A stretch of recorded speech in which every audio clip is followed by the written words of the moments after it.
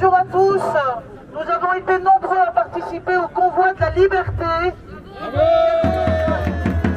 y avait 200 Montpelliérains qui partaient le 10, le 7, le 10, le 11, le 12 février et je pense davantage sur l'Hérault. J'ai un petit message à vous passer, déjà pour vous dire que nous avons rencontré sur le chemin énormément de bienveillance, de partage, de convivialité et plein d'autres belles choses encore. Tous les médias ont parlé de nous, nous les invisibles, depuis 6 mois.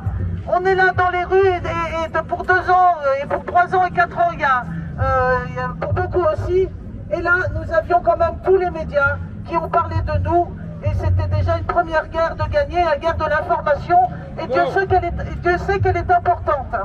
Donc, le convoi a été l'occasion de récupérer des courriers venant de citoyens de la France entière et qui ont été remis au Parlement européen le 15 février. Ça a permis de rédiger une lettre ouverte dont je voulais vous lire les grandes lignes des revendications du convoi de la liberté. Vous voyez, le convoi de la liberté, c'est ça aussi. C'est cette jeunesse.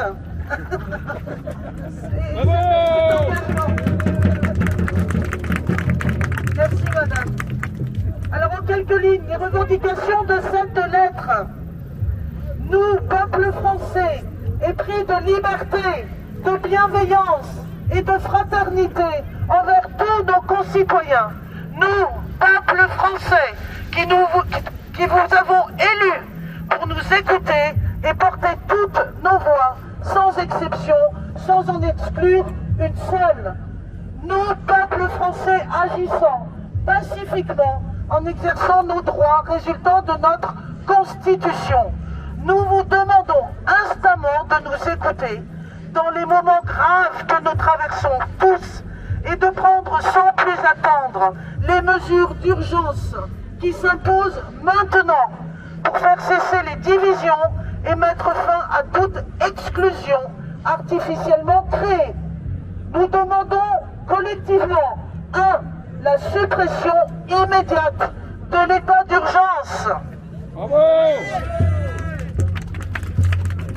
La suppression immédiate du pass sanitaire ou vaccinal ou tout type de pass discriminatoire dans notre pays. La suspension de la vaccination Covid pour les mineurs jusqu'au dépôt d'une enquête de pharmacovigilance indépendante sur la sûreté des injections. La suppression du masque à l'extérieur, à l'intérieur, dans les écoles, dans les salles de sport.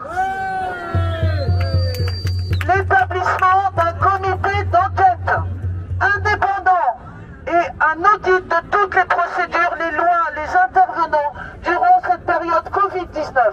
Une enquête indépendante d'impact des mesures sanitaires sur le port du masque, sur le confinement et sur les enfants comme sur les adultes et les seniors à l'échelle nationale. Bravo.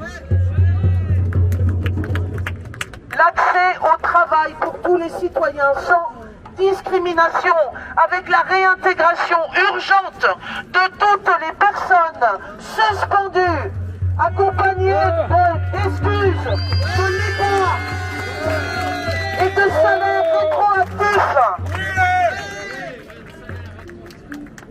L'abrogation immédiate de la loi sécurité globale et le rejet de toute tentative d'instaurer une société basée sur l'identité numérique.